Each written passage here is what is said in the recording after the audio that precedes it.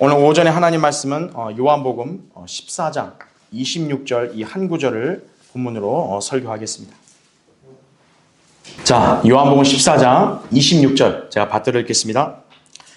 그러나 위로자이신 성령을 아버지께서 내 이름으로 보내시리니 그가 너희에게 모든 것들을 가르치시며 또 내가 너희에게 말한 모든 것들을 기억나게 하시리라 말씀하고 있죠.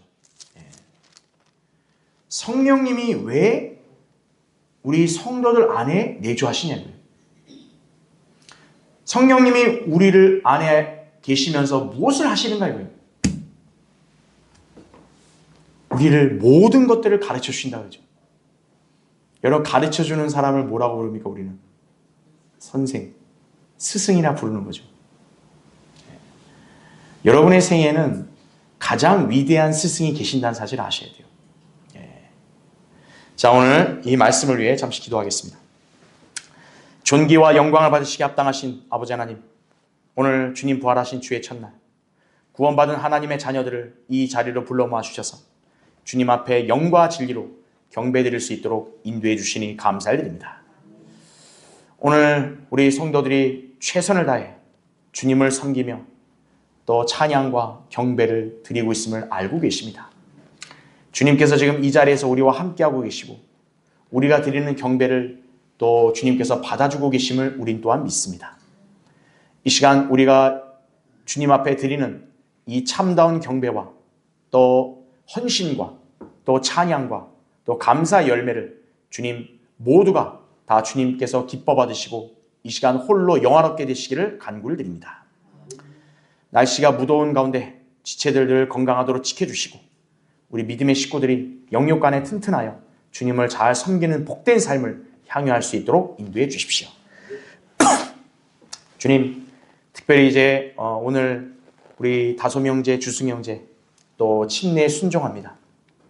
주님께서 우리 두 형제들의 생애를 잘 인도해 주셔서 이 교회에서 앞으로 주님께 잘 쓰임받는 귀한 기둥들이 되도록 주님 역사해 주시기를 원합니다. 방금 봉독한 말씀을 제가 성도들에게 설교할 때 저는 어리석고 우둔합니다. 성령께서 제 안에 충만해 주시고 제 입술을 주장해 주셔서 준비케 하신 말씀을 담대하고 능숙하게 잘 선포할 수 있도록 역사해 주십시오. 우리 성도들 지각을 열어주시고 마음의 밭을 잘 갈아엎어 주셔서 하나님의 말씀을 성도들이 집중해서 경청하고 마음에 새기고 순종함으로써 성도들의 마음속에 이 말씀이 효과적으로 역사할 수 있도록 인도해 주시기를 원합니다. 또 지혜와 분별력 주셔서 진리의 지식을 잘 깨달을 수 있도록 주님 역사해 주십시오.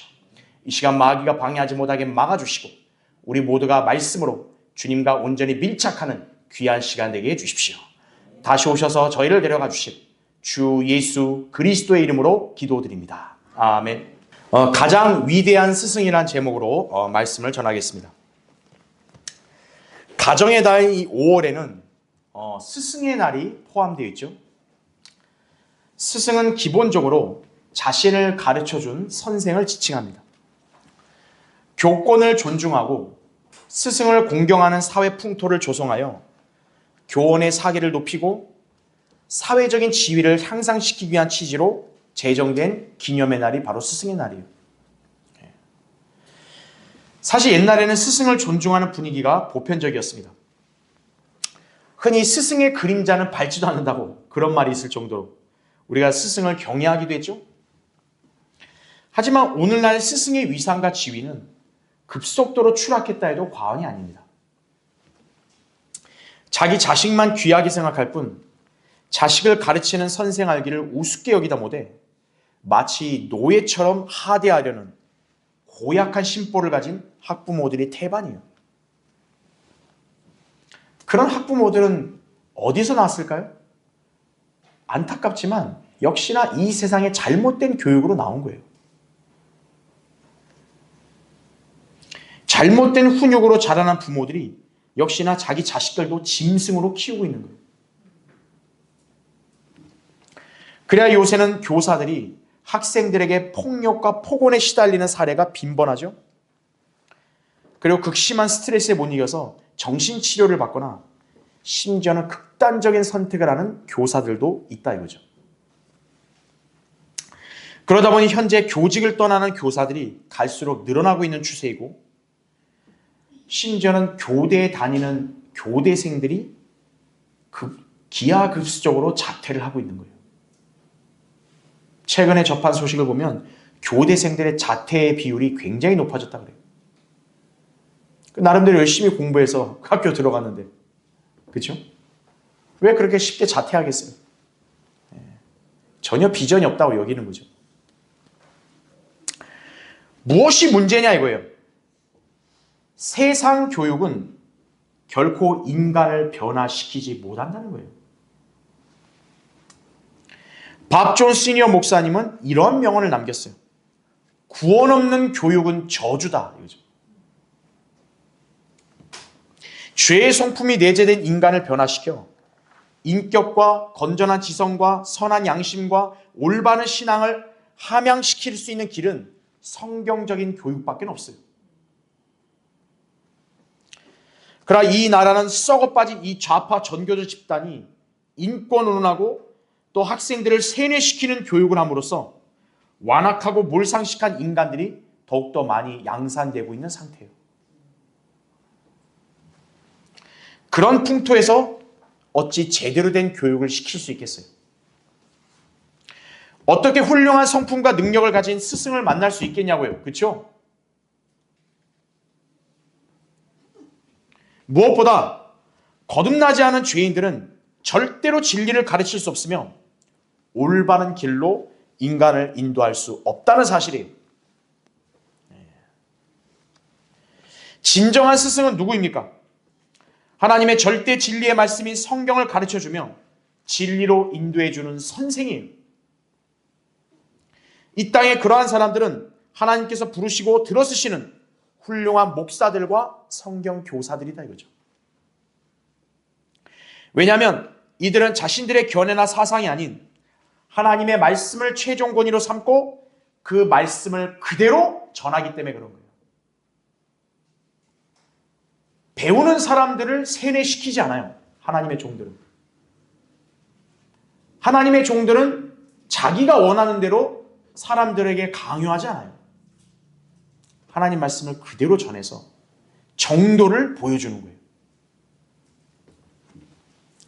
여러분이 생애 가운데 그런 하나님의 종들을 만났다면 그야말로 복인 것이에요. 자, 그런데요. 사실은 그리스도인들의 가장 위대한 스승은 인간이 아닙니다. 바로 위로자 성령님이 거듭난 성도의 진정한 스승이세요. 비록 여러분이 설교자나 목사를 통해 성경의 교리와 지식을 듣고 배우기는 하지만 여러분을 가르쳐주고 일깨워주시는 분은요, 성령님이십니다. 인간 목사나 교사가 아니에요. 그 성령님은 다름 아닌 거듭난 여러분 안에 내주하고 계신다는 거예요. 여러분이 여러분 자신에게 놀랄 정도로 성경을 많이 이해하고 깨달았다 이거죠? 그것은 누군가가 잘 가르쳐서가 아니라 성령님이 여러분을 일깨워 주셨다는 사실을 기억하셔야 돼요. 이 땅에서 우리는 스승과 계속 함께 있을 수 없어요. 여러분, 인간 스승은 만나면 헤어지죠, 우리는? 하지만 우리의 스승이신 성령께서는 영원히 우리 안에 내주하시면서 함께 하신다는 얘기예요. 우리를 항상 가르쳐 주시고 수시로 우리를 진리로 인도해 주신다는 얘기예요. 우리가 인생에서 취해야 되고 나아가야 될 올바른 길로 이끌어 주신다 이거죠. 자, 성령님은 요한복음 16장 13절에 따르면 진리의 영이세요. 그리고 14장 16절에 따르면 위로자세요. 그리고 고린도서 2장 11절에 따르면 하나님의 영이세요. 로마서 8장 9절에는 그리스도의 영이시고 갈라디아 4장 6절에는 아들의 영이시라고 그렇게 성령님을 묘사하고 있습니다. 한마디로 성령님은 영이신 하나님이에요. 지금 여러분은 이 땅에 우리의 주와 선생이신 예수님과 물리적으로 같이 있진 않아요. 그런데 지금 우리는 예수님과 함께하고 있는 거예요. 왜냐? 그분의 영이 우리 개개인 안에 내주하고 계시기 때문이죠. 그분께서는 또한 성경의 저자이십니다. 성경 교사이십니다. 그리고 욥기 33장 23절에 따르면 해석자이시라고도 말씀을 합니다. 그냥 성경을 보기만 하면 뭐예요? 우리가 잘 이해하지 못하는데. 해석을 똑바로 해야 되는데 누가 해석해 주냐 이거예요. 성령님이 여러분에게 해석해 주시는 거예요. 따라서 우리가 반드시 알아야 할 성경의 진리를 성령께서 가르쳐 주신다는 얘기죠. 그래서 성령님이 우리의 선생님이세요. 또한 성령님은 우리 인생을 주관하십니다. 또 우리와 동행하십니다. 그리고 우리를 옳은 길로 인도하신다 이거죠. 스승님이 우리 옆에서 계속 가르쳐주고 함께해주면 얼마나 든든해요. 바로 성령님이 그런 분이시다 이거죠. 게다가 더 놀라운 사실은요. 성령님은 우리가 주님과 기도로 교제할 때도 중보해 주신다는 사실이에요. 여러분은 이러한 스승을 이 땅에서 과연 만날 수 있을까요?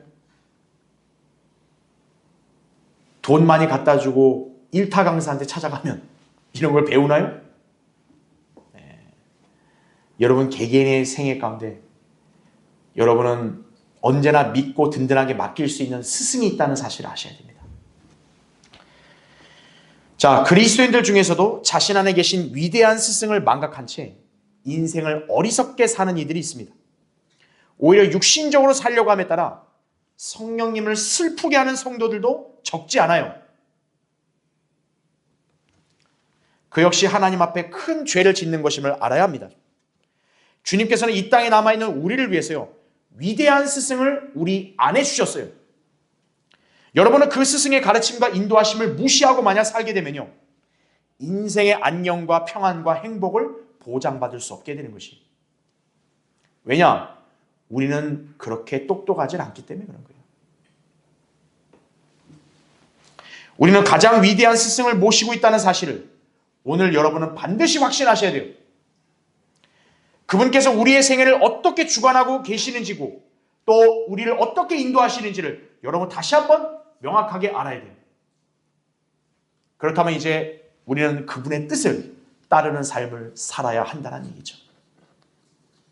그게 주님이 우리에게 위대한 스승을 보내주신 의미가 있는 것이에요. 그래서 오늘 설교의 주제, 성령께서 우리를 어떻게 지도하시는가 이거예요. 그렇죠? 성령님이 그냥 우리 안에 들어와서 그냥 가만히 계시는가? 그게 아니라고요. 성령님은 우리의 삶에 개입하시고 여러분 개개인을 항상 지도하시는 거예요. 자, 우리는 어떻게 지도하는지를 한번 배워보겠습니다. 첫 번째, 성령님께서는 우리에게 모든 것들을 가르쳐 주십니다. 모든 것들을 가르쳐 주세요. 학교 선생은 자기가 전공한 과목밖에 못 가르쳐요. 성령님 우리에게 모든 걸 가르쳐 주세요. 성령님께서는 모든 그리스도인들을 가르치시는 교사이십니다. 자, 우리는 무엇을 가장 먼저 배워야 합니까? 당연히 하나님의 말씀입니다. 인간은 진리를 알아야 하는데 진리는 아버지의 말씀인 성경이라고 요한복음 17장 17절에 분명히 나와 있다고요. 이 성경을 기록하신 분은 성령이세요. 그분께서는 지금 모든 성도들 안에 계셔서 모든 것들을 가르쳐 주신다는 얘기죠. 그래서 우리의 선생이자 스승은 성령님이신 거예요. 하지만 오늘날 대다수의 사람들은 성경을 어떤 훌륭하고 저명한 인간들에게서 배우려고 하고 있습니다. 참으로 딱한 일이에요. 물론 하나님께 쓰시는 신실한 목사나 교사 혹은 설교자에게 듣고 배울 수는 있습니다. 그러나 문제는 거듭나지 않은 죄인들이나 그냥 교회만 다니는 기독교인들은 건전한 교리를 견디지 못하고 그들 자신의 정욕에 따라 가려운 귀나 즐겁게 해주는 선생들만 두려고 하는 거예요. 정말 나에게 정도를 가르쳐주는 선생을 원하는 게 아니라 내가 듣고 싶은 말을 좀 해주는 그런 사람이 자기는 필요하다는 거예요. 디모데후서 4장 3절에 나온 대로. 하나님 말씀을 가르치고 설교하는 목사가 아니라 좀 내가 듣고 싶은 말 해주는 거, 듣기 좋은 얘기 해주는 그런 사람이 필요하다 이거예요. 그게 오늘날 이 세상에 사는 대다수의 사람들의 보편적인 정서예요. 그러다 보니 그들은 항상 배우나 진리의 지식에는 결코 이르지 못하는 것입니다. 디모데후서 3장 7절에 나옵니다. 얼마나 많이 설교를 들어요? 여러분 교회 20, 30년 다닌 사람들은 설교 도대체 얼마나 많이 들은 거예요? 그죠? 기독교 생활한 지 20, 30년 된 사람들은 그래도 성경을 얼마나 봤겠어요? 그러나 항상 배우나 진리의 지식에는 결코 이르지 못한다 이거죠. 진리의 지식이 아닌 것들을 배우는 것은 쓸데없는 시간 낭비뿐이에요. 그래서 대다수의 사람들이 구원에 이르지 못한 채 자신이 멸망으로 가는 줄도 모르고 그저 지금도 뭔가 배우고 있다는 착각에 빠져 있는 것이에요. 아, 나 배우고 있어. 나 교회 다니고 잘 듣고 있어. 올바른 걸 듣고 배워야 되는데, 그죠? 잘못된 걸 듣고 배우고 있으면은 그거는 오히려 그 사람의 인생을 지금 하나씩 이렇게 파멸에 이르게 하고 있는 거예요. 여러분이 이들과 비교하면 얼마나 하나님께 감사한 것이에요. 그렇죠? 여러분 시간 낭비할 이유 없죠?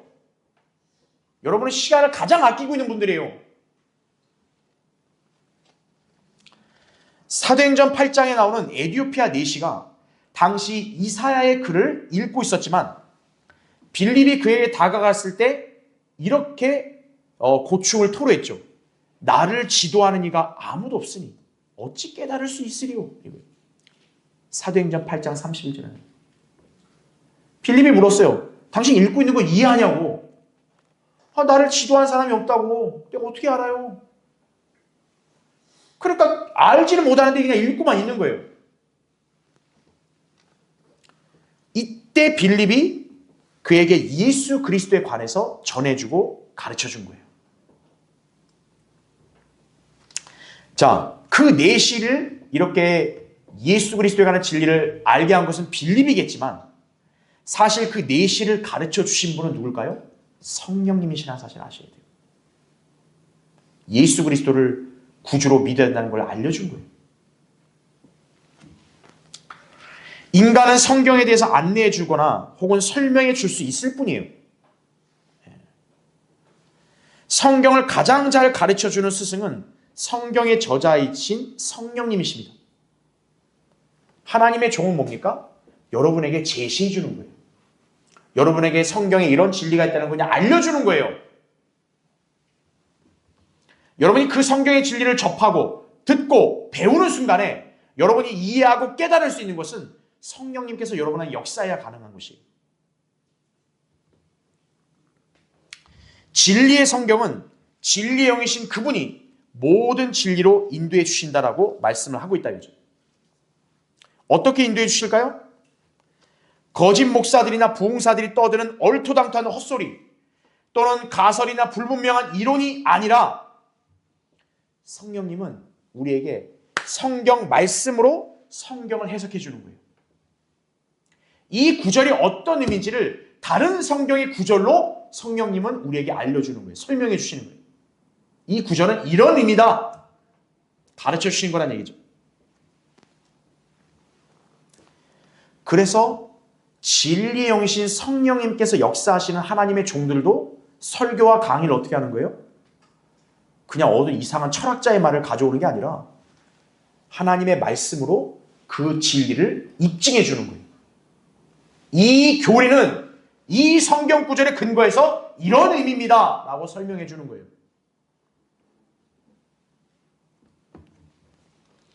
여러분이 하나님의 참된 종에게 말씀을 듣고 배우고 싶다면요, 그 사람이 성경을 자기 생각이나 무슨 이상한 비유가 아니라 성경으로 근거를 제시하고 설명하고 전달하는지를 보고 판단하면 되는 것이에요. 도대체 어떤 목사나 어떤 교사한테 성경을 배워야 되냐 이거예요. 알고 싶으면 간단해요. 네. 알고 싶으면 그 사람이 성경으로 성경을 해석하는지를 보면 되는 거예요. 그게 아니라 무슨 이상한 소리 떠들고 있다 이거예요. 유명하신 옛날 어떤 철학자 양반 어디 뭐 교수가 이렇게 얘기하더라. 그럼 다 헛소리예요. 그건 성령님이 가르쳐 주시는 게 아니에요. 우리 교회는 절대로 인간적인 생각이나 추측, 가정을 얘기하지 않습니다. 여러분도 유튜브나 책에서 누군가 떠들어대는 이야기가 아니라 성경의 말씀들을 다른 성경 구절들과 비교하면서 이해를 해야 되는 것이에요. 이것이 바로 성령께서 우리에게 가르쳐 주시는 성경 공부 방법이에요. 성령님이 우리에게 어떻게 모든 걸 가르치세요? 성경에 있는 모든 말씀들을 성경의 근거에서 가르쳐 주시는 거예요. 또한 성령께서는 우리에게 성경을 해석해 주십니다. 왜 성경이 어렵게 느껴질까요? 우리말로 기록이 되어 있지만 이 말씀들 안에 담겨있는 영적인 진리들을 꿰뚫어 보지 못하니까 어려운 거예요. 여러분, 성경에는 언어가 우리말인데 이게 어렵겠어요? 다 읽을 수 있어요. 그런데 많은 사람들이 이 정확한 의미를 잘 못 깨닫는 거예요. 왜냐? 성령께서 그걸 꿰뚫어 볼 수 있는 지각을 아직 안 열어주신 거예요. 그건 아직 그 사람에게 문제가 있는 거죠. 하나님의 말씀들을 기록한 하나님의 의중, 여러분 누가 통찰할 수 있겠어요? 성령님이 통찰하시는 거예요. 하나님이 말씀하셨는데 하나님께서 왜 이 말씀하셨는지에 대한 그 영이신 하나님만 아시지 누가 알겠어요? 바로 그 영이신 하나님이 누구 안에 계세요? 우리 거듭난 성도들 안에 계시는 거예요. 그분께서 우리에게 이 심오한 말씀을 깨달을 수 있는 안목을 주신다는 사실을 기억하셔야 됩니다. 한번 찾아보죠. 고린도전서 2장 한번 보세요. 자, 거기 9절부터 제가 13절까지 읽을 테니까 잘 보세요. 그러나 기록된 바와 같으니 하나님께서 자기를 사랑하는 자들을 위하여 예비하신 것들은 눈으로 보지도 못하였고 귀로 듣지도 못하였으며 인간의 마음속에 들어온 적도 없었느니라 한 것이라. 그러나 하나님께서 이것들을 우리에게 뭐로 나타내시다 그래요? 그의 영으로 나타내셨으니 이는 성령께서는 모든 것 심지어 하나님의 깊은 것들까지도 통찰하시기 때문이라 이렇게 나온 거죠. 그러니까 성경에 기록된 말씀의 심오한 진리를 내가 알고 싶다 이거예요. 그러면 이 깊은 것들을 통찰하시는 성령님이 가르쳐줘야 하는 거예요. 11절 보세요. 사람의 일을 그 사람 안에는 사람의 영이 아니면 누가 알리요? 이와 같이 하나님의 일도 하나님의 영이 아니면 아무도 모르느니라. 우리가 세상의 영을 받지 아니하고 오직 하나님께로부터 온 영을 받았으니 이는 우리로 하나님께서 우리에게 값없이 주신 것들을 알게 하려 하심이라 이렇게 나오죠. 여러분, 하나님께서 우리 각 개개인에게 얼마나 놀라운 것들을 베풀어 주셨나요? 그렇죠? 여러분, 그 가치를 어떻게 이해하고 깨닫죠? 여러분에게 성령님이 그게 가치 있다는 걸 알려줘야 여러분이 아는 거죠. 13절 또한 우리가 그것들을 말하되 인간의 지혜가 가르치는 말로 하지 아니하고 성령께서 가르치시는 말로 하나니 그 다음 뭐라고 되어 있어요? 영적인 일들을 영적으로 비교하여 말하느니라 이거죠. 성경이 영의 말씀들이잖아요. 영의 말씀들을 어떻게 말하는 거예요? 영적인 성경으로 비교해서 말을 하는 것이. 자, 성령님께서는 이런 통찰력을 가지신 분이에요. 그래서 이 성령님이 어떻게 하냐? 우리에게 성경을 해석해 주는 거예요. 이 기록된 말씀이 무슨 의미인지를 여러분에게 알려주신다는 사실입니다. 성령께서는 우리에게 예수 그리스도에 관해서 증거하십니다. 요한복음 15장 26절에도 진리 영이 오시면 그가 나에 관하여 증거하시리라 나온 거예요. 나에 관하여. 여러분, 성령님이 우리한테 뭘 가르치시겠어요? 세상에 잡다한 걸 가르치시겠어요? 예수 그리스도에 관한 걸 가르치시는 거예요.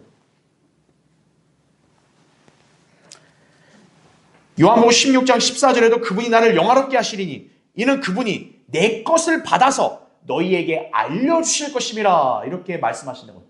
성령님이 누구한테 받아요? 예수 그리스도께 받아서 알려준다는 거예요. 성령님은 자기 자신에 관해 우리에게 말하거나 가르치지 않으십니다. 우리가 믿고 섬기는 예수 그리스도를 잘 알 수 있도록 그분에 관해서 알려주시는 거예요. 그래야 예수 그리스도를 헛되이 안 믿는 거예요. 성령님이 가르쳐주지 않고 또 모르는 사람은 예수 그리스도를 헛되이 믿고 있는 거예요.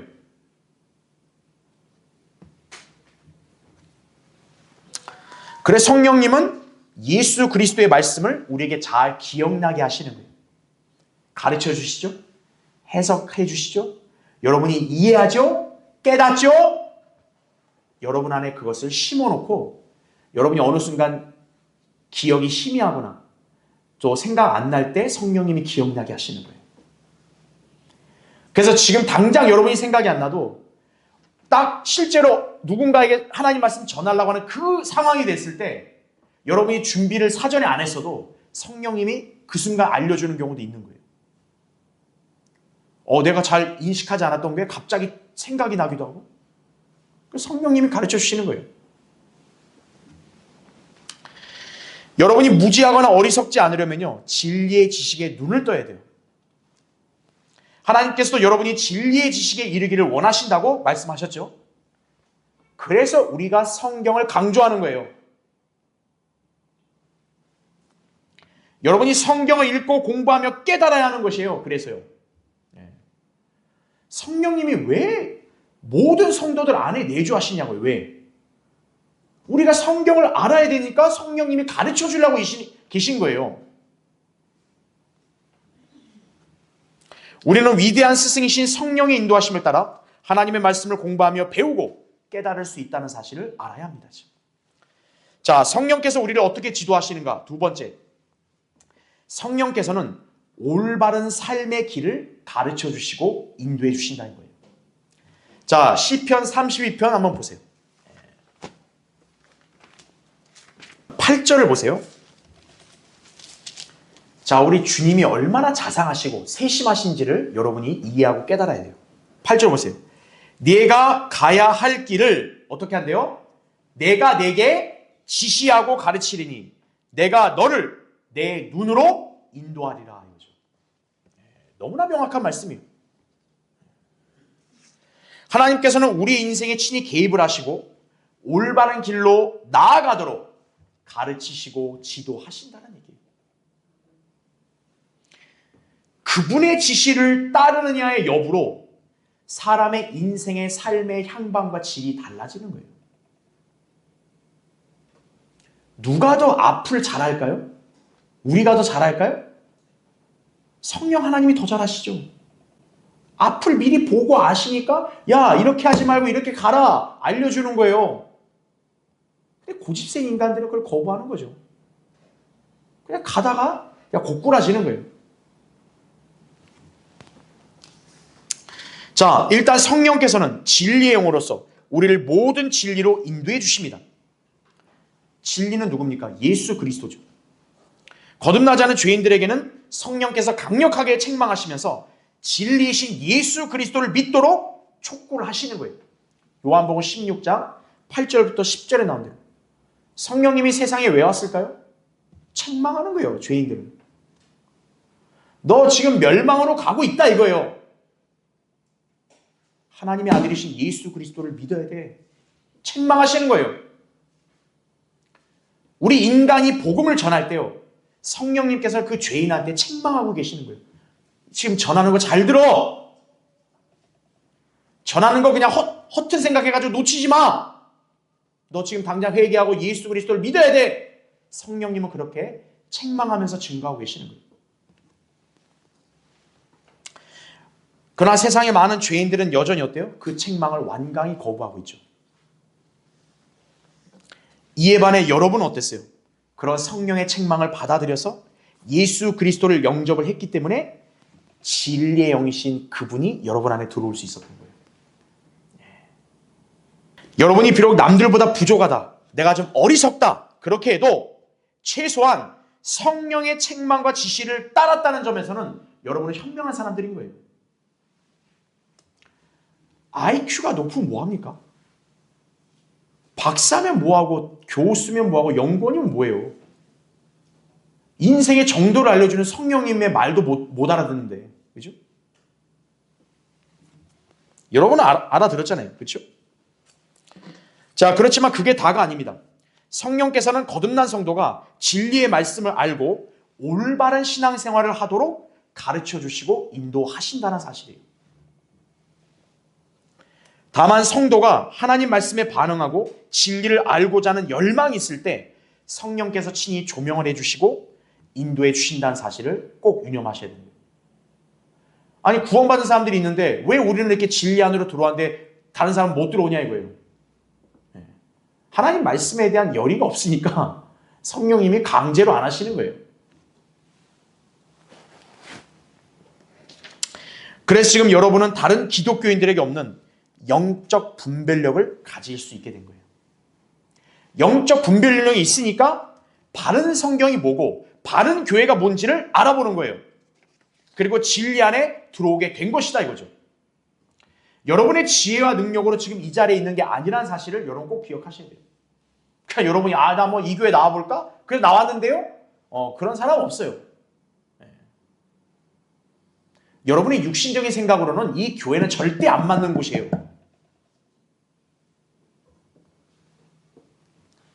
여러분이 거듭났으면 성령님이 여러분한테 찔림을 주고 보여준 거예요. 하나님 믿고 싶어?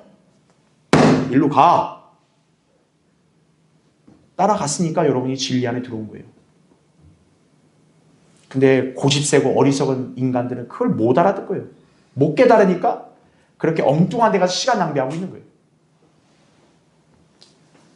로마서 8장 14절에 하나님의 영으로 인도함을 받는 이들은 곧 하나님의 아들들이라는 말씀을 하고 있는 거예요.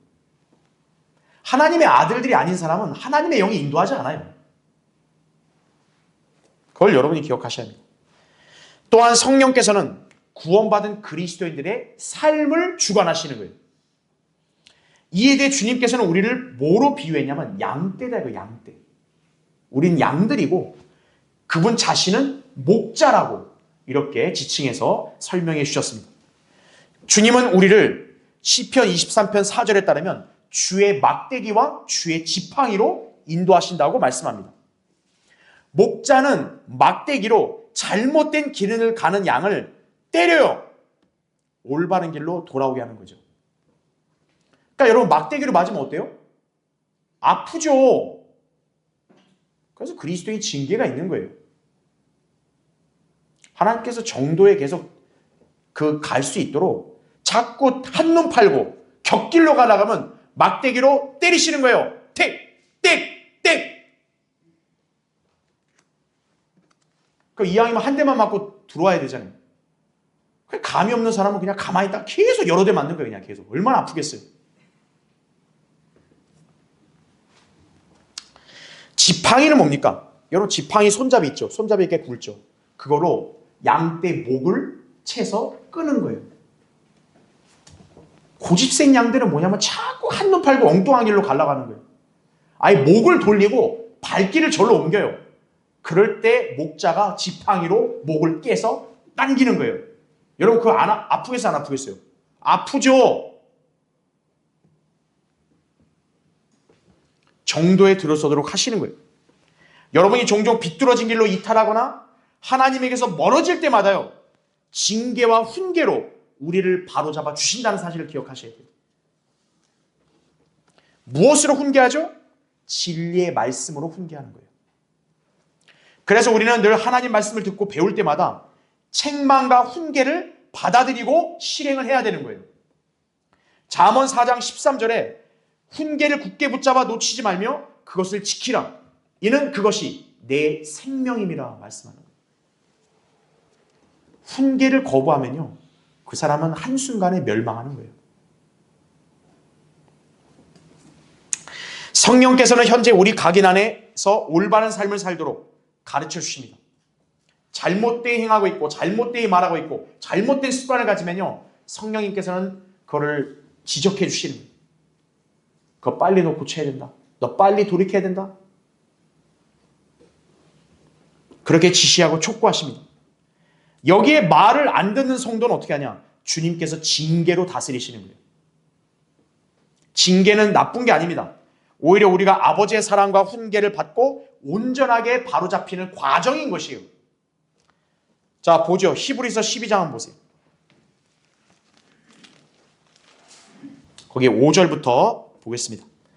또 마치 자녀들에게 했던 것과 같이 너희에게 권면하신 말씀을 잊었으니 곧 내 아들아 주의 징계를 경시하지 말고 책망을 받을 때 낙심하지 말라 이거죠. 하나님의 징계를 가볍게 보면 안 돼요. 아예 해요. 한 대 맞고 말죠 뭐. 이러면 안 된다고요. 그리고 책망받았다 해서 아유 난 이제 더 이상 살고 싶지가 않아요. 낙심하지 마라 이거예요. 6절에 주께서 그의 사랑하시는 자를 징계하시고 그가 받으시는 아들마다 어떻게 하신다고 그래요? 매질하신다. 사랑하니까 매질하는 거예요. 너희가 징계를 견디어내면 하나님께서 너희를 아들들로 대우하실 것이니 아버지가 징계하지 않는 아들이 어디 있느냐 이거죠. 아버지가 아들을 징계 안 해요? 그건 친아버지가 아니에요. 자, 11절 보세요. 징계가 당시에는 즐겁지 않고 슬픈 것 같으나 후에 그로 인하여 훈련된 자들에게는 자, 뭐가 약속됩니까? 화평한 의의 열매가 맺힌다라고 약속을 하는 거예요. 맞는 순간은 아프고 기분 나쁠 수 있어요. 그러나 시간이 지나면 어떤 거예요? 그 징계의 의미를 아는 거죠. 그래서 내 생에 이런 게 있었구나. 이런 가시가 있었구나. 아, 이게 하나님께 나를 돌보신다는 뜻이구나.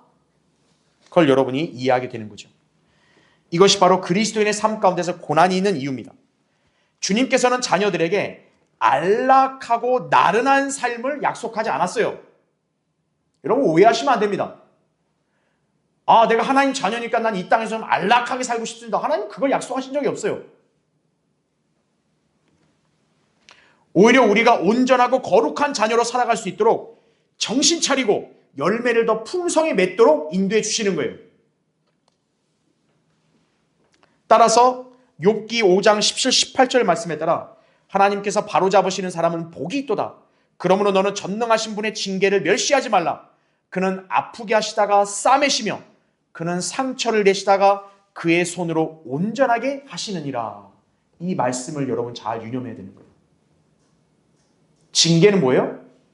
하나님이 여러분을 더 올바르게 바로잡아 주려고 하는 거예요. 잘못된 상태에 있으면 온전하게 바꿔주는 거예요. 그래서 그 과정에는 아프지만 어때요? 과정이 끝나면 아픈 걸 치유해 주시는 거예요. 아, 이런 훈계하시는 분이 어디 있어요? 그렇죠?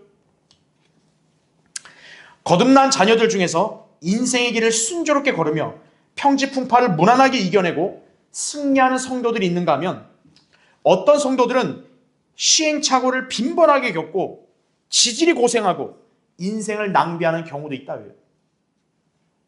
이상하잖아요. 이유가 뭘까요? 성령의 인도하심에 자신을 맡겨드리지 않았기 때문에 자꾸 시행착오를 겪는 거예요. 성령의 인도하심에 자신을 내맡기면요, 아, 정도를 알아서 가게 마련해 주는 거예요. 앞에 돌부리가 있으니까 그거 점프해서 가라, 이것도 알려주시는 거예요.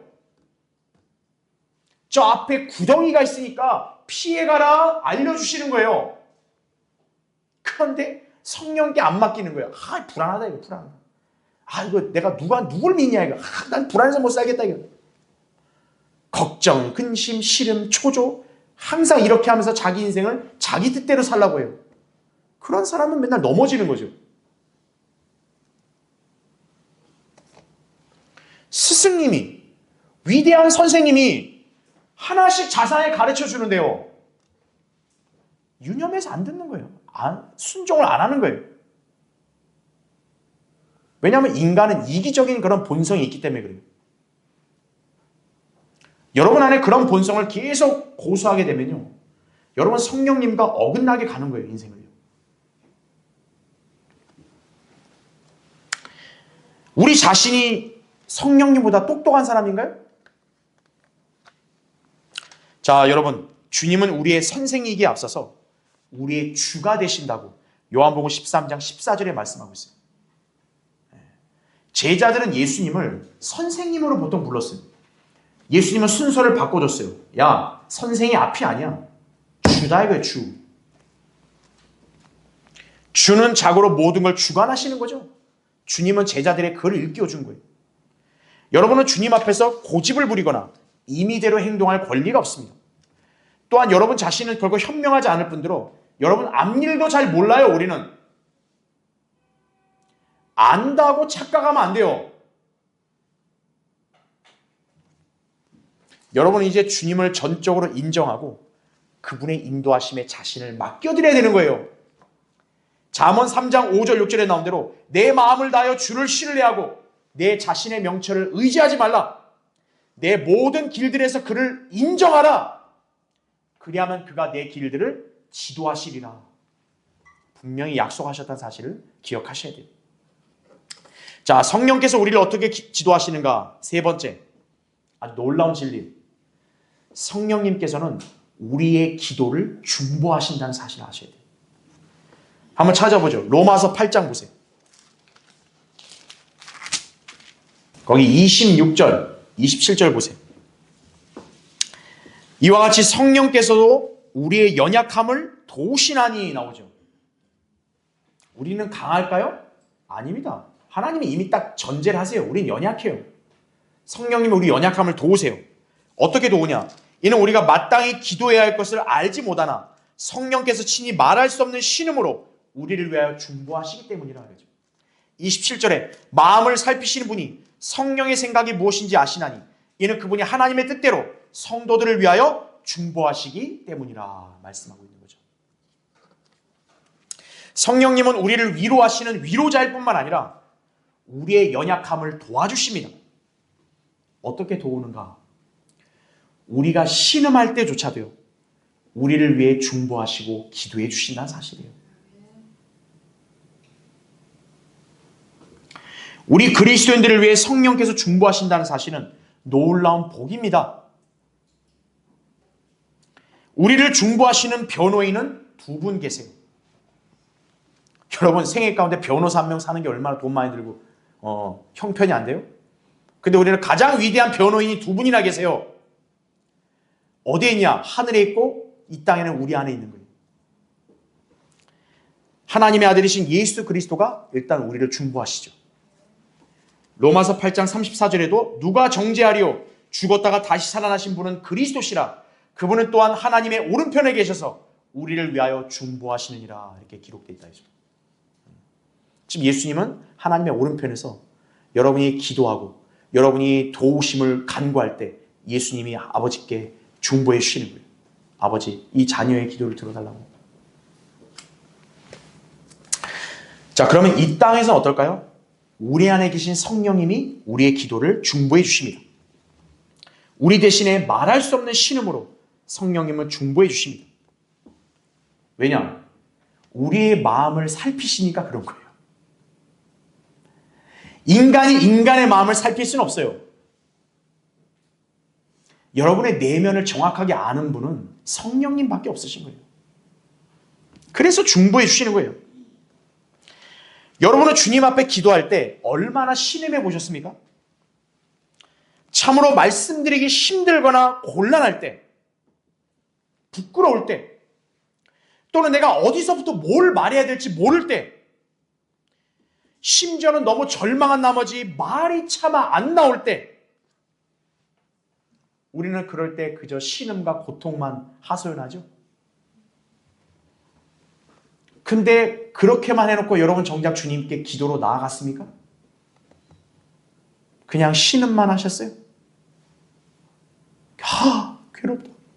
아, 슬프다. 아이고. 신음은 하는데 기도를 하진 않았나요? 이유야 어쨌든 하나님의 자녀는 아버지 하나님께 기도와 간구를 드려야 돼요. 그래야 우리의 연약함을 동정해 주시는 거예요. 그래야 여러분의 상처받은 마음을 위로해 주시는 거예요.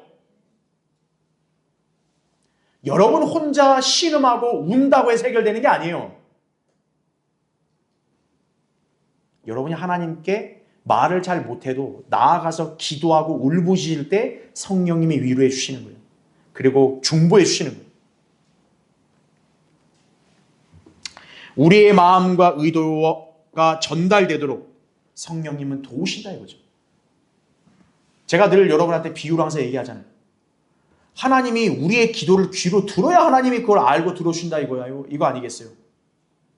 우리가 기도를 잘 못한다 이거예요. 지금 내가 무엇이 문제고 나는 지금 무엇을 해결해야 되는지를 이 사람이 간파를 못해요. 눈치가 없어서. 엉뚱한 기도하고 있다 이거예요. 그럼 하나님이 그걸 오해하시면 어떡할 거예요? 성령님이 그거를 중보해 주시는 거예요. 아버지께 전달이 똑바로 되도록 기도를 중보해 주시는 거예요. 우리가 왜 성령의 중보가 필요할까요? 실은 우리가 기도를 잘 못하기 때문에 그런 거예요. 비탄에 잠긴 성도는 막상 주님께 기도하려고 하면 무슨 말 해야 할지 몰라요. 뭔가를 기도해야 할지 떠오르지도 않아요. 그러나 기도로 주님께 나아가게 되면 성령께서는 우리에게 신호를 보내듯 우리 입술에 기도의 말씀을 붙여주시기도 하는 거예요. 처음에는 막막해요. 기도할 때 주님께 뭘 얘기해야 되지? 그러나 시작하고 나면 나도 모르게 주님께서 내 입술을 통해서 기도해야 될 내용들이 나오게 하시는 거예요.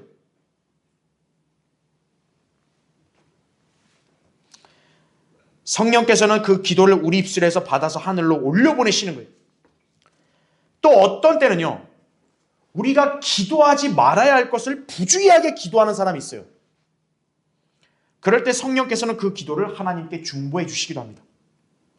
보통 이런 경우는요, 진리의 지식에 무지하거나 영적인 생활 혹은 예언의 말씀을 오해해서 발생하는 거예요.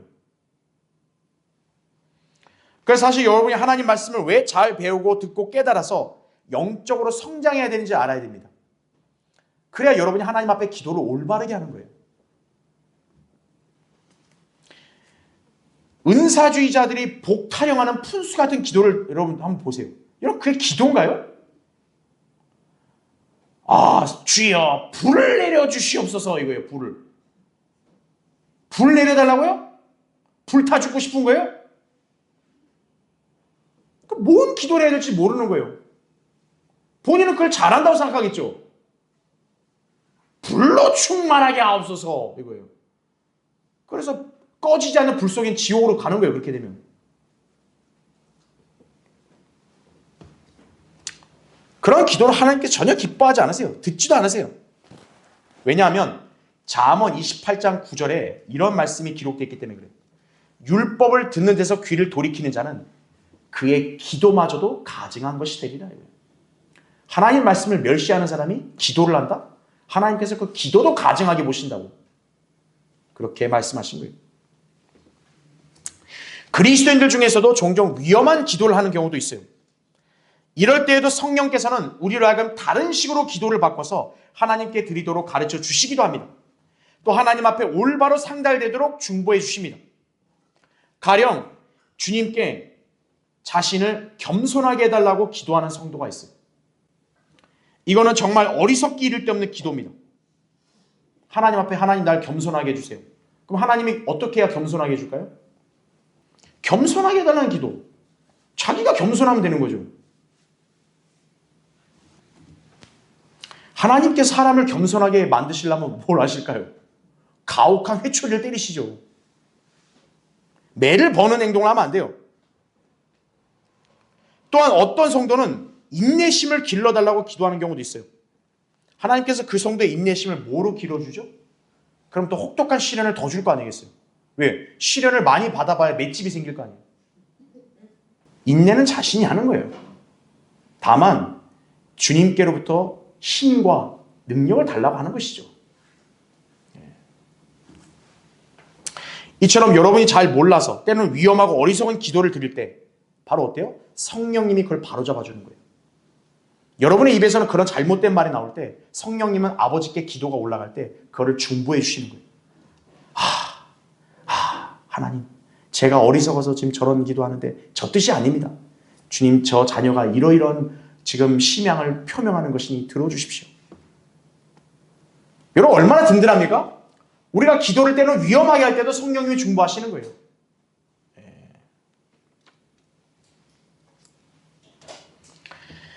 자, 그래서 중요한 건 뭐냐? 여러분이 진실하고 정직한 마음, 믿음의 확신, 절박함으로 주님께 나아가 기도하면 된다는 사실이에요. 여러분이 말을 미사여구를 꾸며대지 못하고 논리정연하게 못해도 중요하지 않아요. 왜요? 성령님이 중보해 주시니까. 그럼 성령님은 무엇을 근거로 중보하시냐면 여러분의 마음과 생각을 살펴서 중보하시는 거예요.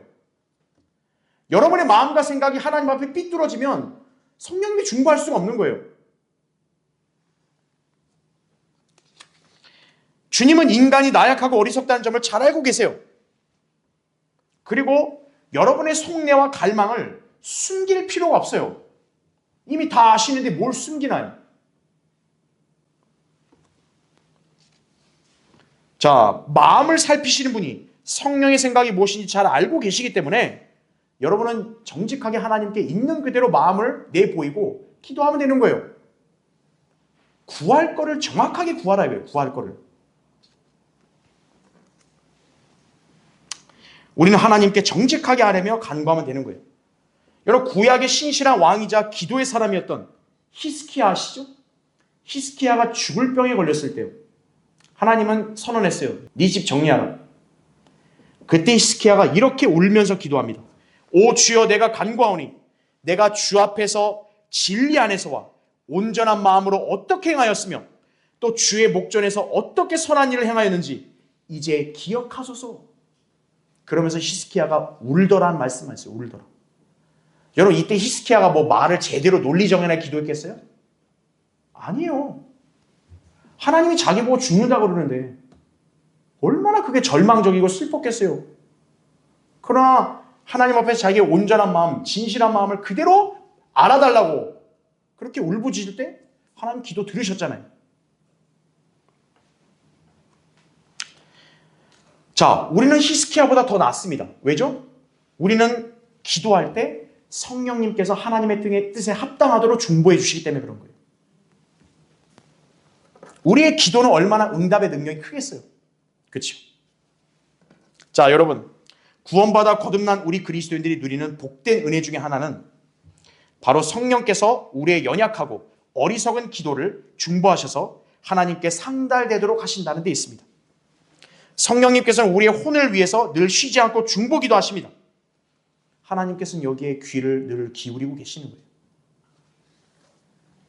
중요한 게 뭘까요? 우리가 믿음으로 주님께 날마다 기도로 나아가 간구하며 그분의 도우심으로 복된 삶을 향유할 수 있다는 사실이에요. 이 점을 여러분이 확신하고 사는 거예요. 네, 그렇죠? 자, 결론을 맺겠습니다.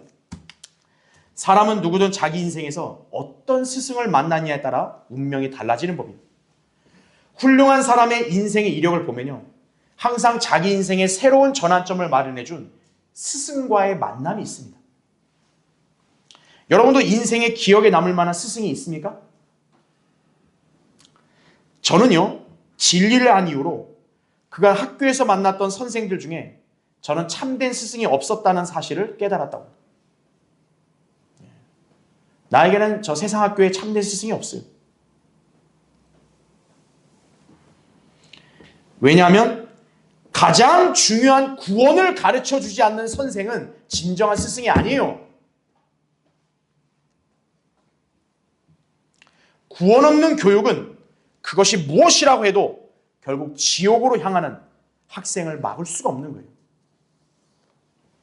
진정한 교사라면 학생을 진리의 정도로 이끌어줘야 돼요. 저에게서 진정한 스승은 영적 지도자들이에요. 이소호 목사님, 신영열 목사님, 그리고 비록 직접 만나지는 못했지만 피터 락반 목사님도 있다고. 이소호 목사님은 생전에 피터 락반 목사님을 가리켜서 이렇게 불렀어요. Our permanent teacher, 우리의 영원한 스승이라고. 구원의 복음과 진리의 말씀을 가르쳐준 교사야말로 참된 스승이 될 수 있는 것이에요. 그러나 어디까지나 이거는 하나님의 종들에 국한된 거죠. 저의 가장 위대한 성경 교사여 스승은 제 안에 계신 성령님입니다. 여러분 안에도 가장 위대한 선생과 스승이 계신다는 사실을 기억하셔야 돼요. 여러분이 구원의 교리를 배워서 깨닫고 성경의 예언들을 듣고 이해하며 믿을 수 있게 된 것은 바로 성령님께서 가르쳐 주셨기 때문입니다. 제가 한 것은 아무것도 없어요. 여러분의 진정한 스승이자 성경 교사는 성령님이십니다. 여러분을 진리로 인도해 주신 분이시고 올바른 삶을 살도록 지시하고 이끌어 주신 분이시고 여러분의 불완전하고 한참 부족한 기도를 중보해 주시는 분이 성령님이시다. 그분은 지금도 여러분에게서 떠나지 않으십니다. 여러분 안에 계시고 여러분을 지도하고 가르치십니다. 여러분만큼 복받은 사람이 어디 있어요? 그렇다면 과연 여러분은 스승의 가르침과 인도하심과 지시를 정말 잘 따르고 있습니까? 세상에서는 여전히 스승의 은혜를 기리며 감사를 표하고 있어요. 여러분은 성령님으로 인해서 주님께 얼마나 감사를 드려보셨나요? 여러분은 성령님이 여러분 안에 계신 걸로 인해서 하나님을 얼마나 찬양해 보셨어요? 그냥 기도 응답해줬다, 나 뭐 필요한 거 주셨다, 그것만 여러분 하나님 찬양하셨나요? 하나님께서 성령님을 여러분 안에 내주하게 하신 거에 대해서 여러분 얼마나 감사와 찬양해 보셨어요? 오히려 여러분은 성령님을 망각하고 살진 않았나요? 세상에도 이런 노래가 있잖아요. 스승의 은혜는 하늘 같다고. 여러분은 하나님의 은혜에 대해서는 얼마나 감사하며 찬양해 보셨어요? 여러분은 이제 자신 안에 가장 위대한 스승이자 성경 교사가 계심을 인식하고 인생의 모든 길들에서 이제는 그분의 인도하심에 순종을 해야 돼요. 그분이 가르쳐주는 거 잘 따라야 돼요. 그분이 도우시는 것을 여러분 그대로 받아서 여러분의 인생이 승리하는 삶, 또 여러분은 풍성한 신앙생활을 누리시기를 바랍니다. 자, 기도하겠습니다. 아버지 하나님, 저는 오늘 성도들에게 아주 중요한 진리의 말씀을 설교했습니다. 오늘 듣고 뭔가 찔리고 깨달은 성도들, 각자의 마음속에 이 말씀이 살아 역사할 수 있도록 인도해 주십시오. 성도들이 자신 안에 계신 위대한 선생님을 항상 잘 인식하고 그 선생님의 가르침과 지시를 잘 따르면서 항상 가장 복되고 풍성한 그런 삶을 누릴 수 있도록 우리 성도들을 돌봐주시기를 원합니다. 이 초청시간 주님 영광을 사용해 주시고 성도들이 무엇을 놓고 기도하든지 그 기도에 경청해 주시고 응답해 주시기를 원합니다. 주 예수 그리스도 이름으로 기도드립니다. 아멘.